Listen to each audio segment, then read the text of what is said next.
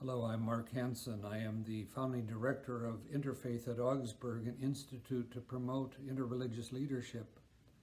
Because Augsburg is a university deeply shaped by the Lutheran intellectual tradition, therefore we are a community of learning and practice that embraces the diversity of religious and secular traditions reflected in our students, faculty, and staff.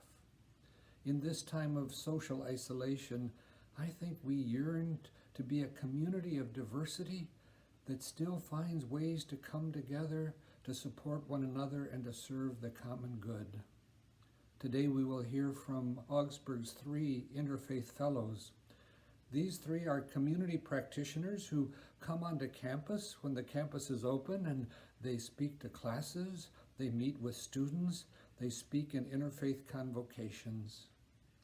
Today, each one will speak to us from their tradition.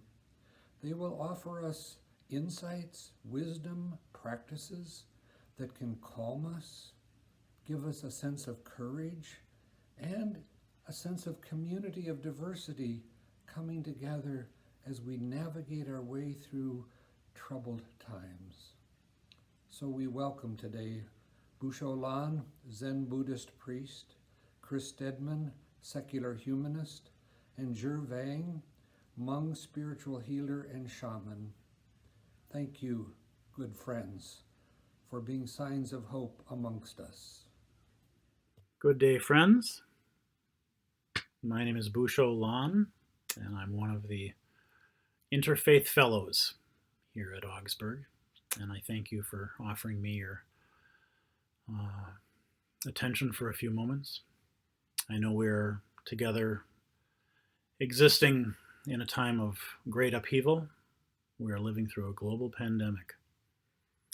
And although this is a time of great creativity and hope and possibility of renewal, it is also a time of very real fear, great constriction, and great suffering. So how do we meet those who are suffering, including ourselves? Well, we meet suffering the way we all want to be met when we're in pain. We want to be met with acceptance and with inclusion, and perhaps most of all, with just simple, gentle, and profound kindness. So today I invite you to just sit with me for a minute or two and do something that in an ancient meditation tradition is called metta meditation, M-E-T-T-A. Metta is usually translated as loving kindness or unconditional positive regard. And I encourage you, do a little research. Do a search on metta meditation and see what you find. But we'll start today by simply recognizing that all of us, as part of the human family, have a place somewhere in us where universal goodwill abides, where great kindness abides. For some of us, that's easy to access, and for some of us, not so much, especially when we're in a lot of fear. But we know we all have capacity to wish ourselves and others well. And so we start with that intention. My intention is to cultivate loving kindness and goodwill. And I invite you to join me by perhaps blinking your eyes closed, checking in with your body, noticing perhaps the places on your body that are in contact with our great still earth. Perhaps notice the rhythm and the dynamic sensations of your breathing. And kind of locate yourself and your life right now by noticing that rhythm of the breath and the stillness in the body. And I'm going to repeat 3 phrases to you, and you can just let them kind of wash through you and see what you may notice.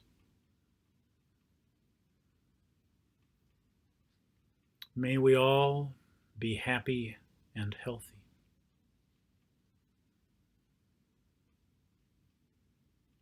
May we all be safe and protected. May we all be free and at ease.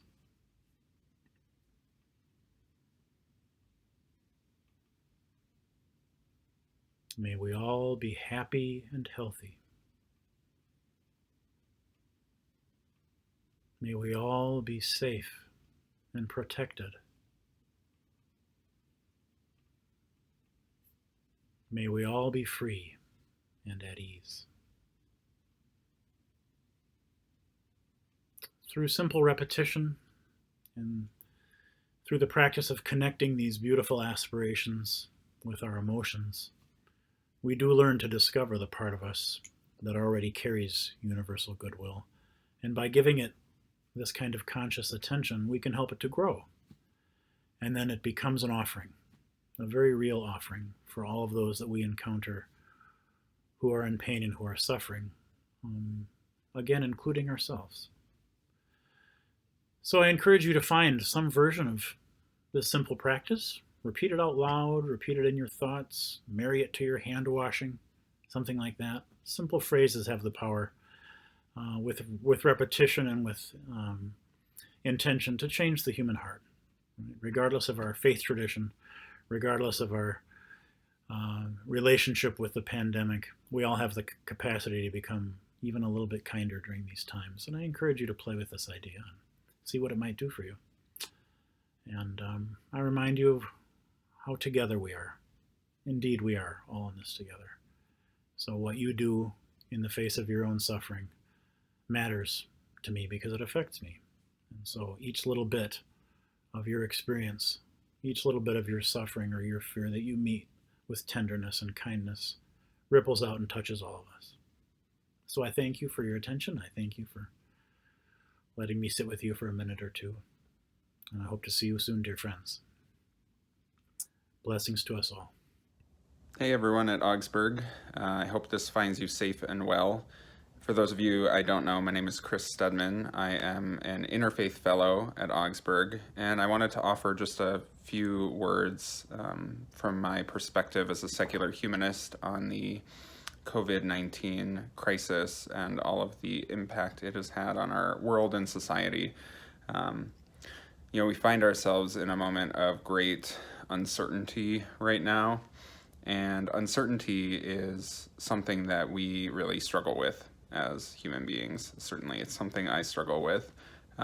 It is one of the hardest things for us to endure. We seek answers and certainty, and often the desire for answers is good. It drives us to better understand our world and one another.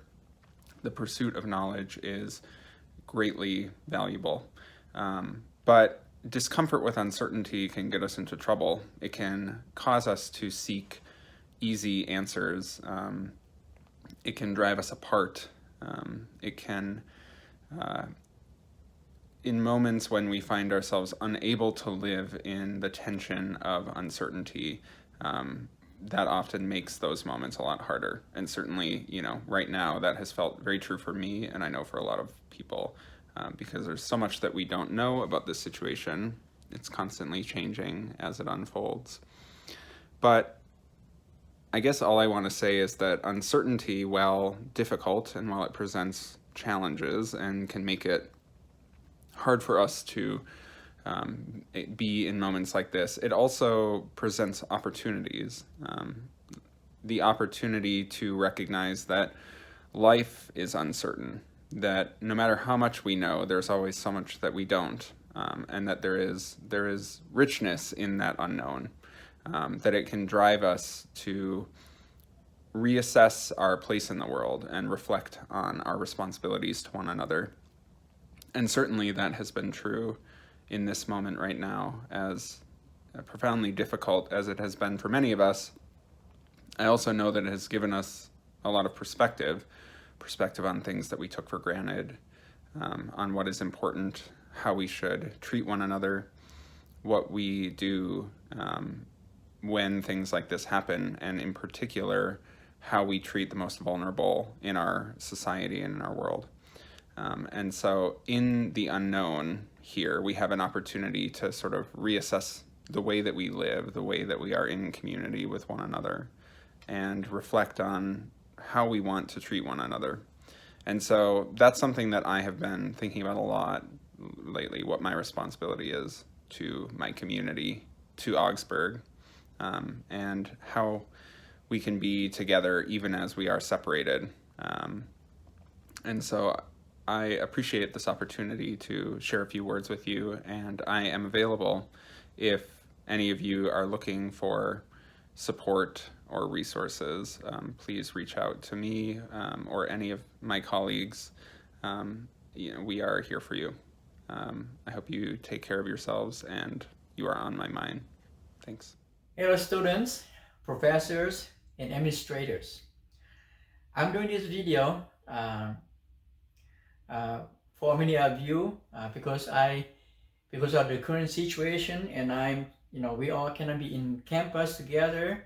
I can't come to the campus doing my normal workshop for the students or for you, and I'm doing this to help us going through this period of hardship for many of us. After all, this virus has so much impact on many of us physically, mentally, and spiritually. So as a shaman, I'm gonna give you a few instructions. It doesn't matter, okay?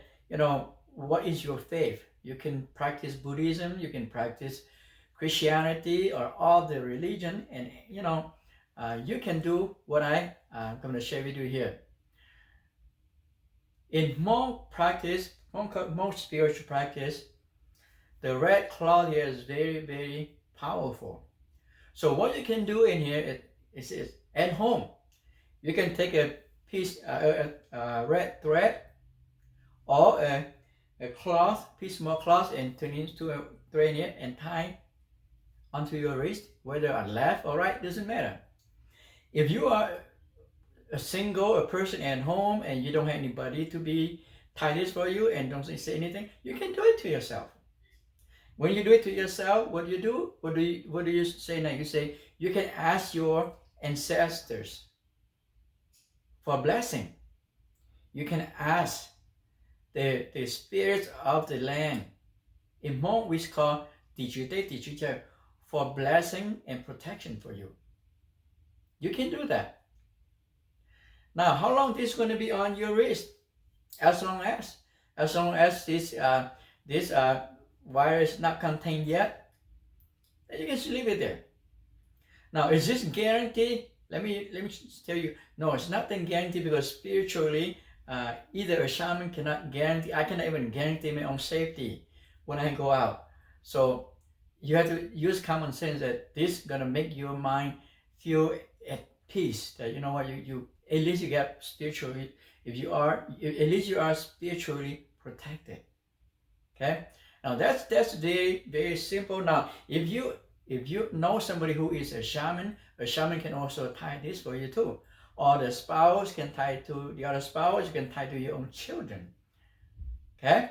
And they're very, very simple. You can do that. And you don't have to say out loud in public. You can say in your heart. If you're kind of shy like me when I was young and long time ago, I was very shy, and I don't even want to speak loud when I tie people's hand or blessing people when I do this to people. So that is the very, very basic. Okay. Like I said, this thread here can stay as long as you want to, until this virus contained. Okay. Now, next step is those of our families, our students who are parents or still practice our traditional worship, honor our ancestors. They can do, your parents can do, or you can do what we call hupli, or soul calling. Now, soul calling, very simple. You don't have to use animals. You don't have to use chicken. You don't have to do anything. Some shaman does use chicken. Some family, they use chicken to take part of the soul calling. Why soul calling? Soul calling is just to call the souls of the family, all the family members to come home, so the household, the spirit of the house, or can protect everyone from this pandemic virus in here. Okay, now, and this is normal practice for Hmong people. We do that, and we call soul calling. Now, what you do is going to open your front door, and you burn this incense, and you just start calling. You start naming John, James, Michael, wherever you are, please come home. And with this virus in here, please do not play outside, please coming home. So you can say very simple. You don't have to say like a shaman say, okay? It's just like you calling. It's just like you make a phone call, say, I'm calling, you coming home. And with the way I talk, it sounds funny, but it works. You don't have to be expert into soul calling. As long as you know his name, her name, the birthday, and you say, come home. During this period of hardship in here, please come home. Please do not go out there roaming around. Right now, we need to come home. And that person, the person who do the soul calling, it doesn't have to be a shaman too. It could be a person, could be a lady, could be a son that can do it. And you just open the front door and put right there and burn the incense and start calling. Usually, if you are new, you just do about maybe 2-3 minutes. Some people even do 1 minute, because calling, you don't have to chant it, singing like all the shaman who start banging the gong. Okay, if all the shaman, they will start banging the gong like this one.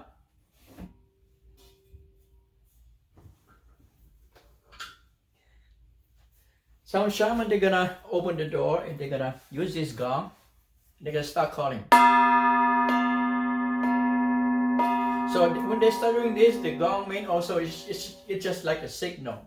It's calling for the soul to come home. So you don't have to use a gong, okay? But you can use this and do soul calling, so all your family members can come home. And how long will this last if you do soul calling? Well, we don't have a certain time that soul calling will last for 30 days or 90 days. Okay, as long as we're just calling and just ask everybody to stay home, including the souls or the spirit of individual family members. Say, please do not go out there, and please do not have any fear. Okay, and that's it. Very pure, simple. Okay, again, soul calling come in different ways, but it has the same purpose. Some use eggs, the raw egg. Some use fruits.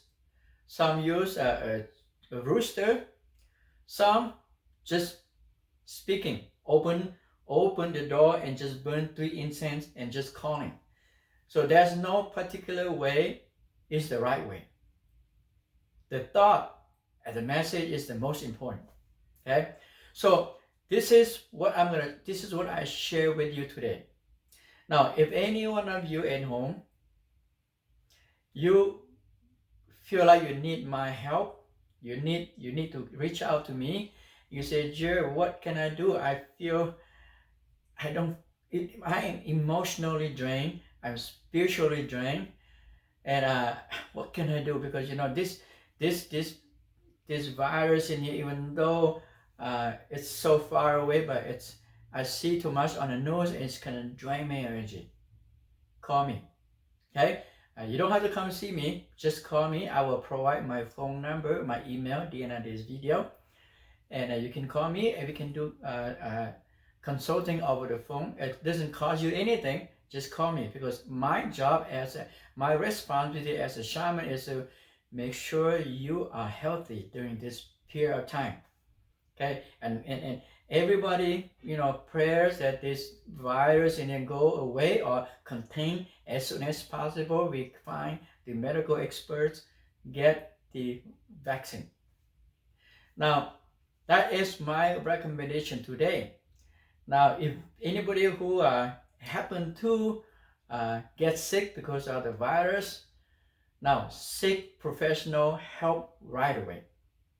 seek professional, going to the medical, go to the ER right away, go to hospital right away.